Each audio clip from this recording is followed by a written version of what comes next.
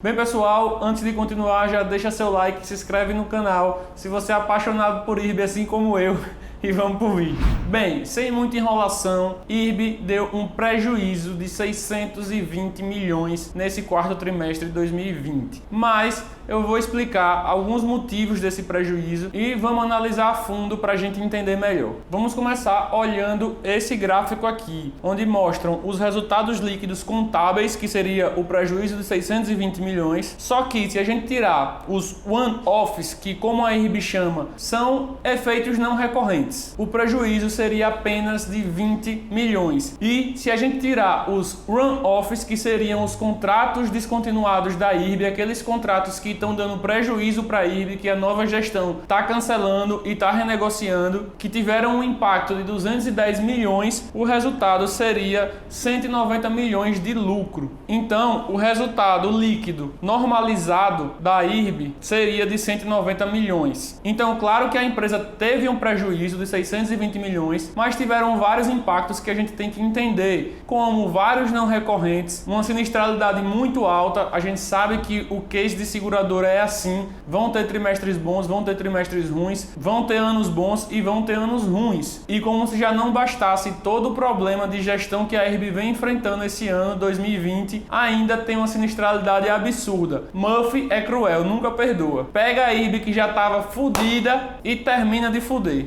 Mas nem tudo está perdido, existe uma luz no fim do túnel. Ainda olhando esse gráfico, a gente pode ver que teve a volta da geração do caixa operacional por 2 trimestres consecutivos após anos. Então a IRB conseguiu gerar caixa durante 2 trimestres aí, que seriam o terceiro e o quarto trimestre de 2020, depois de anos sem conseguir gerar caixa operacional, o que é um resultado bom, mostra a tendência de recuperação da empresa. Outro ponto é a solvência regulatória, que após os planos da IRB ela conseguiu atingir uma solvência muito boa. Se a gente olhar em junho de 2020, o patrimônio líquido regulatório estava quase igual ao capital mínimo requerido, o que não era bom, e que agora, em 2020, ao final de 2020, a gente pode ver que o patrimônio líquido está muito maior do que o capital mínimo requerido. Então a IRB conseguiu atingir um índice de solvência aí mínimo requerido regulatório. E a liquidez regulatória, que é a melhor desde dezembro de 2018, que inclusive é exigida pela SUSEP, e ela conseguiu aí ter uma liquidez regulatória positiva, o que também é muito interessante, mostra que a companhia vem se enquadrando nos moldes fiscais novamente. Aqui a gente pode ver que os ativos financeiros de alta liquidez, que é justamente o que é exigido pela SUSEP, atingiram o patamar de 8,3 bilhões em 2020, teve um aumento de 86% ano contra ano, e apesar de tudo, o faturamento total da empresa subiu 13% ano contra ano, o que também é um número bom. Mostra que tem mais dinheiro entrando na empresa, o que basta realmente é arrumar a casa, o que já está sendo feito pela nova gestão, na minha opinião. A nova gestão vem mostrando bastante transparência, vem mostrando resultados, vem mostrando uma recuperação, mas claro que não é do dia para a noite que a gente arruma uma empresa. Então a nova gestão vem seguindo essa estratégia de re-underwriting, que é baseada em 3 princípios: Clean, Fix e Growth, que é limpar, consertar e crescer. E dentro dessa estratégia de re-underwriting, a IRB limpou significativamente o portfólio, com a saída de vários contratos não lucrativos e ajuste nos termos e condições nas renovações. Como a gente pode ver, após o re-underwriting, o portfólio da IRB teve um cancelamento de 11% dos principais segmentos patrimonial, rural e aviação, que seriam os contratos ruins, contratos não lucrativos para a empresa, uma renovação de 87% dos contratos-alvo, que seriam os contratos bons, e novos contratos que representaram 13% do novo portfólio. E agora a IRB tem foco na lucratividade e não apenas no crescimento de prêmio emitido, que foi o grande erro da gestão passada. Eles emitiam contratos a rodo, mesmo contratos que não eram lucrativos para a empresa, apenas para aumentar o prêmio emitido e para subir os números. Tá, Natan, mas que diabo de não recorrente foi esse de 600 milhões que impactou tanto o resultado do IRB esse trimestre? Bem, abrindo esse efeito do one-off, que de acho é esse crédito baixado tributado de Londres? Seria basicamente uma operação que vinha dando prejuízo para a IRB há muitos anos em Londres, e a IRB decidiu encerrar essa operação e dar baixa